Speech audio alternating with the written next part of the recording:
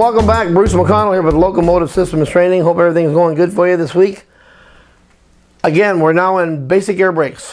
Pneumatic type air brakes, 26L. When was it invented? 1957. Alright, so again, we're going to review. The key to learning air brakes is review.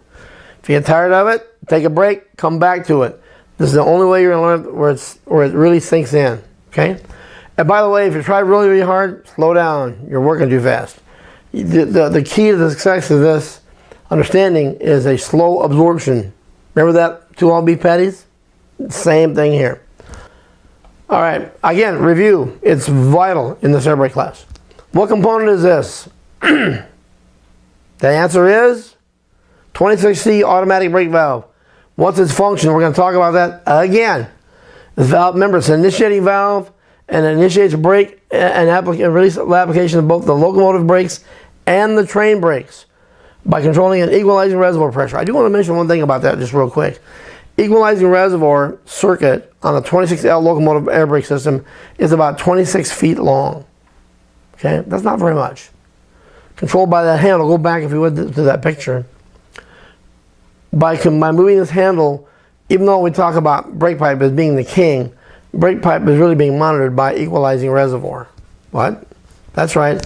A little bitty 26-foot equalizing reservoir circuit is controlling a mile, mile and a half, 2 mile long brake pipe system. It's done pneumatically. So, pretty remarkable valve when you think about it. Equalizing reservoir controls brake pipe, which controls brake cylinder applications and releases. All right, so here we go. We're going to control equalizing reservoir pressure, which results in controlling brake pipe air pressure increases or decreases. Okay, again, you don't understand it, just get away from it, come back to it, look at it. You'll be amazed if you just keep coming back to it. If you get frustrated, that's a good thing. What? Yeah, it's a good thing. I'm not getting it. You just put it away, have a cup of coffee, come back tomorrow, take a look at it, and the more you come back to it, the more you will learn. You'll go, oh, I picked that up today. Oh, I learned that today. Oh, this makes more sense now. Or you can email me, or you can call me. I'll answer all your questions. All right, so that's a 26C automatic brake valve. Brake pipe regulator, ladies and gentlemen. Okay, what is this part? Well, wait for it. The answer is the SA26 independent brake valve. This guy works independent of the automatic brake circuit. What do we use this guy for? We use it for a parking brake, when the locomotive is stopped, or a locomotive consists to stop, like applying your emergency brake in your car. Move the handle over. Also used as additional brake augmentation while you're going down a hill or wanting to slow or stop. Okay? SA26 independent brake valve. Remember, it has 2 pipes associated with it. Pipe 20, which is independent application and release, and pipe 13, which is the actuating pipe. Okay? 1 component, 2 functions. Okay? Boom. And what is this part? And the answer is, this is a J relay valve. This happens to be a J1616 relay valve. This is a multiplying up valve. Remember we talked about that? There's 3 types of valves in the J relay valve family. There's a non-multiplying valve, there's a multiplying up valve, and there's a multiplying down valve. Okay? Remember, it's a responding valve. It responds to signals from either the automatic brake signal or automatic brake valve or the independent brake, or even both. Okay? Very powerful valve, gets a main reservoir air pipe to it. The diaphragm or diaphragms contained inside that determine the output of air to the brake cylinders. Okay? How many different types of J relay valves are? Well, there again. Non-multiplying, multiplying up, multiplying down. We're good to go. Okay? Oh, by the way, when you get on a locomotive, for those that are in the rail industry, you need to open up that door and look down inside it, following all your company's safety rules. And blue flag, that's really important. Open that door to the air brake door, compartment door, and you look at it and you see the type of J relay valve the locomotive is equipped with. That way when you go up in the cab, if I have a J, go back please to the J relay valve for just a second. Boom, right there. If I got a J1616, I now know that I have approximately 72 pounds of brake cylinder pressure when I apply the independent brake. But what happens if I only have 27 pounds on the independent brake? You got to know what this guy type is before you go up there and start moving handles. Okay? All right, now we go. All right, now, let me ask you a question. What is this? It's a 26F control valve. Consists of 3 components. This valve is used in the automatic brake circuit. It consists of 3 components: a pipe bracket, a service portion, and a quick release valve. Remember, the 26F control valve between the pipe bracket and the service portion contain 11 chokes and orifices, and some of them are very, very, very tiny. They go by small drill numbers, they're that tiny. Okay? So the air needs to be pristine clean when it goes into that control valve. All right, let's move on. This is a P2A brake application valve. It does 2 things. First of all, before I even talk about the 2 things, what circuit is it used in? It's used in the penalty circuit. Oh, gee, look at right here. It's a responding type valve that works in conjunction with various safety device components such as overspeed magnet valve. In the States, it's 75 miles an hour. In Canada, it's 65 miles an hour. Coded cab signal magnet valve, that's in a certain territory.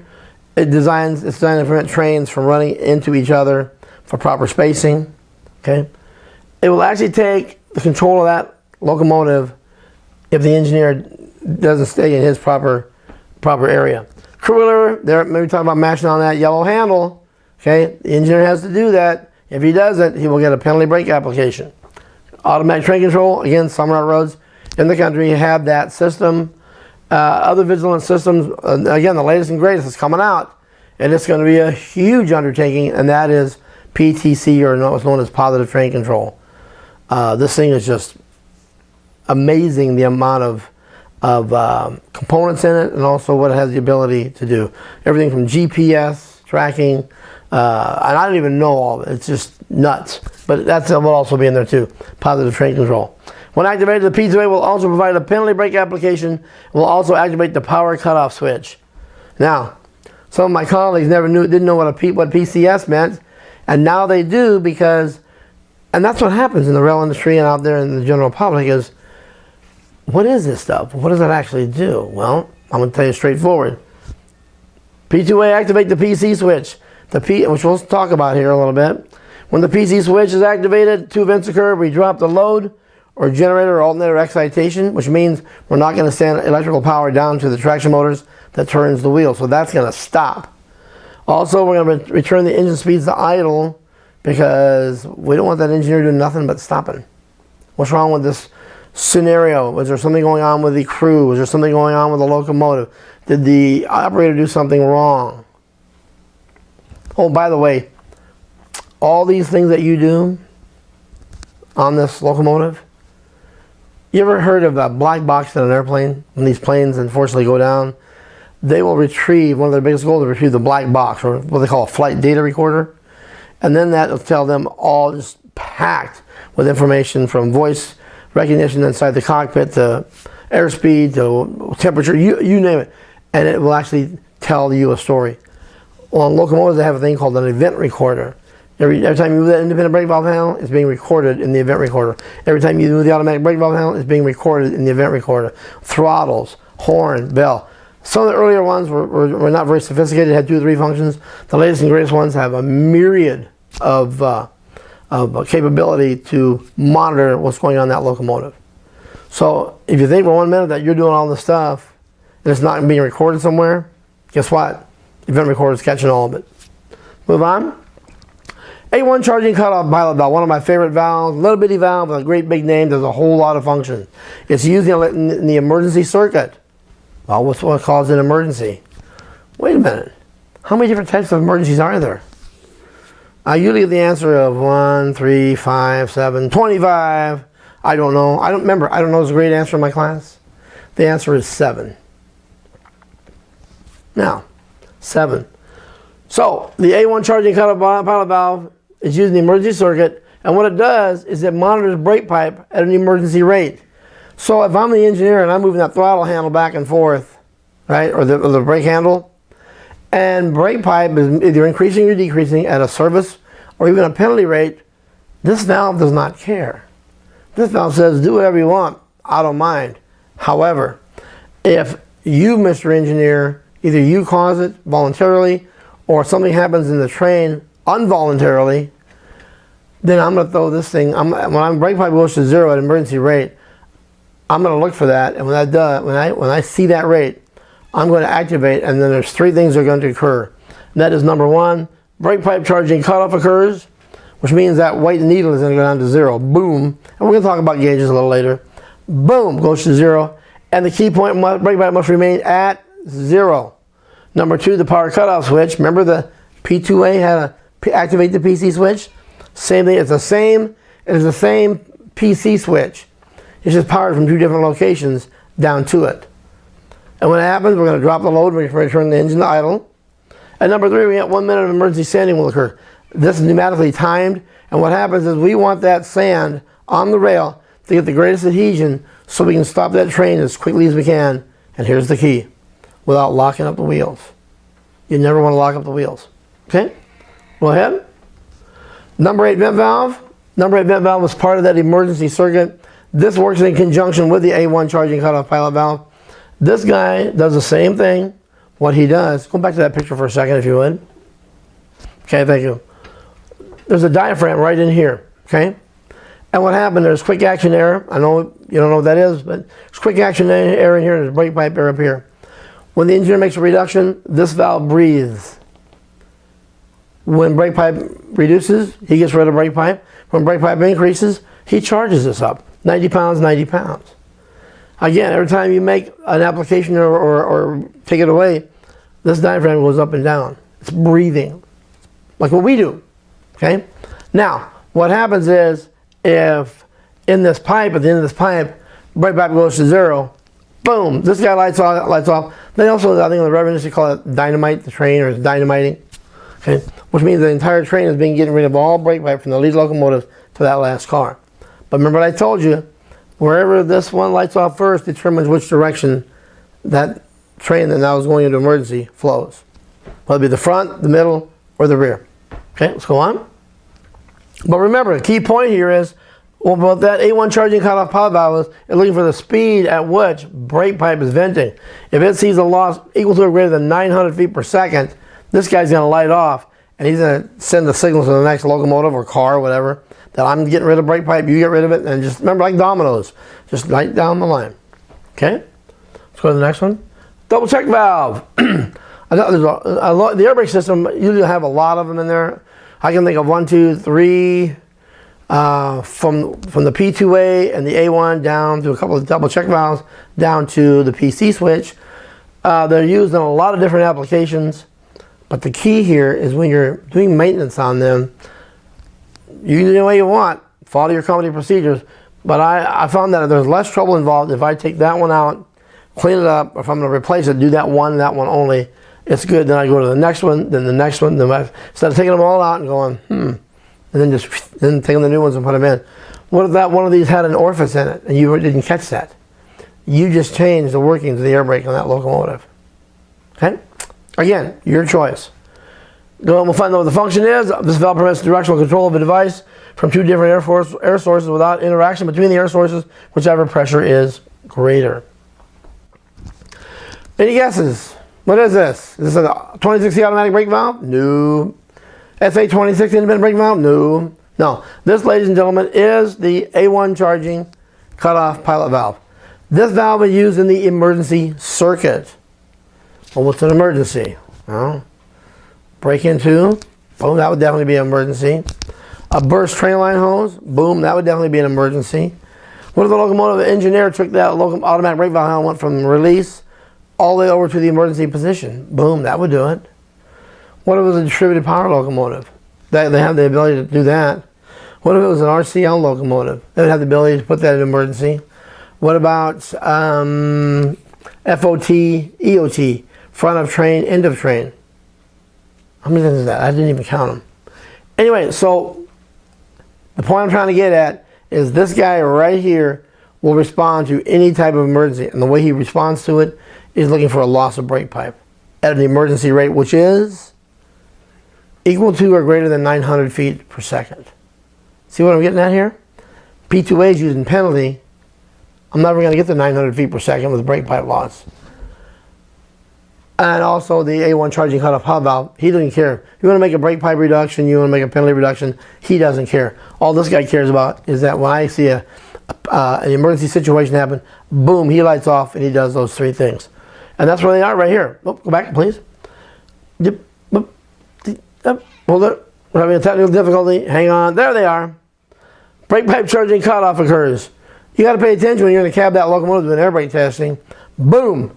Whatever emergency you get, brake pipe, you better go to 0 psi, and here's the key, and remain there. So you got to watch that thing, because it will. If there's certain things wrong with that brake system, it'll start to creep up, and that's bad news. Brake pipe should stay at 0 and remain at 0. Power cutoff switch. Remember the P2A had it. Guess what? The A1 charging cutoff pilot valve has it as well. It's going to activate the PC switch, which does what? Drops the load and returns the engine to idle. Number 3, 1 minute of emergency standing will occur. This is done pneumatically through the A1. You get a harsh blow of air for 15 to 18 seconds out of the A1, and then you get a soft blow of 45 seconds out of the A1. That's 45 and 15 is 60 seconds. Okay? That's the A1 charging cutoff pilot valve. What's this component? You tell me. Boom. It's a number 8 vent valve. Used in the emergency circuit only. Cool? All right? Acts like a domino. Right there. Note this valve causes serial action. What does that mean, serial? It means I start here and go boom, boom, boom, boom, boom, boom, boom. It doesn't mean I start here and jump way over to here. I have to follow the path. Like if it lights off here, it goes boom, boom, boom, boom. And these are all box cars, if you will, or revenue cars. Boom, boom, boom, boom, boom, boom, boom, boom, the front of the train. So it's literally stopping from the back, going to the front. If it happens in the front, it's going to start in the front. It's going to light off all the vent valves in the front and go from the front, locomotives, boom, boom, boom, all the way down the cars to the 150th car. If it starts in the middle, boom, it lights off, and then what will happen is each vent valve in each direction will go this way until all the vent valves light off. Okay? That's a serial effect, or what we call a domino effect. What is this? This is the last one. This is a double check valve. Let's see if we're right. Yeah, there we go, where it's a double check valve.